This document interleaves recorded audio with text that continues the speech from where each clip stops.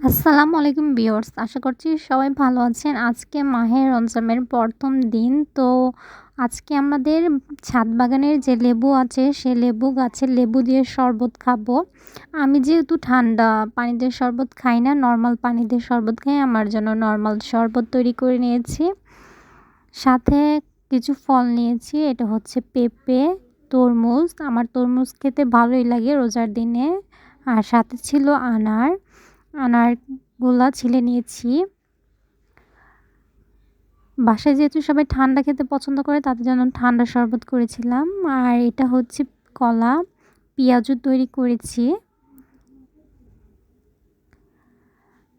যেহেতু আমরা ৩ জন ইফতার করি, কিন্তু আমার বাসায় দেখা যায় যে আমার শ্বশুর শাশুড়িরা ইফতারগুলা এমনি খেতে পছন্দ করে মুড়ির থেকে বেশি। তো একটু বেশি করে করতে হয়। আলুর চপ, বেগুনি আর এটা হচ্ছে বাঁধাকপি ভেজেছিলাম।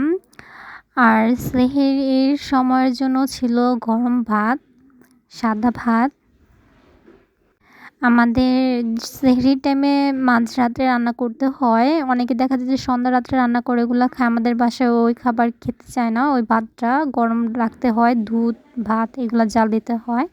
সাথে ছিল খাসি মাংসের ভুনা, মুরগি যে খাসি মাংসগুলো আছে কোবানো শক্ত সেটার ভুনা করেছিলাম। বাঁধাকপি, রুই মাছ দিয়ে ছোট ছোট রুই মাছ কেটে সেগুলো একটু আদা রসুন দিয়ে ভাজি করেছিলাম।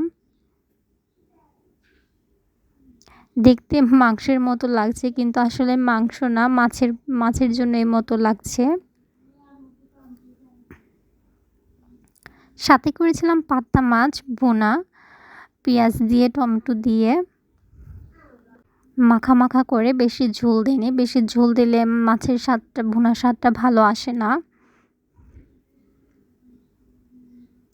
দেন এটা হচ্ছে দ্বিতীয় রোজার দিন ডাবলিটা একটু আমি টমেটো দিয়ে বাগার দিয়েছিলাম। দেন পেঁয়াজি, গাজরের পাকোড়া, আলুর চপ, বেগুনি, কাঁচা মরিচও ভেজেছিলাম সাথে।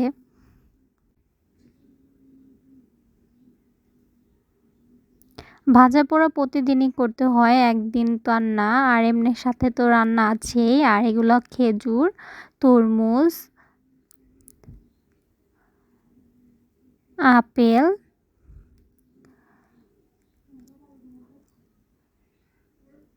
আঙ্গুর। আমি যেহেতু প্রতিদিন ভাজা পোড়া খাই না, এর জন্য আমার জন্য না, সবার জন্য খিচুড়ি রান্না করেছিলাম। যারা ভাজা পোড়া খাবে তারা ভাজা পোড়া, যারা খিচুড়ি খাবে তারা খিচুড়ি। তো এটা অপশনাল, যার যার ইচ্ছা মতো, কারোর উপরে জোর না। এভাবে কেটেছিল আমাদের প্রথম রোজা। আপনাদের সাথে কিভাবে কেটেছে জানাবেন। সবাই ভালো থাকবেন, সুস্থ থাকবেন। আল্লাহ হাফেজ।